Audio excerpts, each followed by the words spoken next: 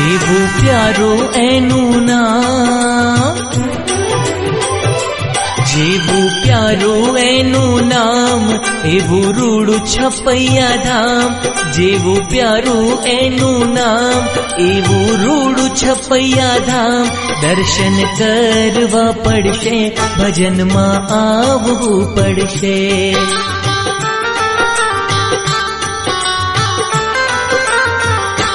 જેવી લીમડાની છાયા, એવી ઘનશ્યામજીની માયા.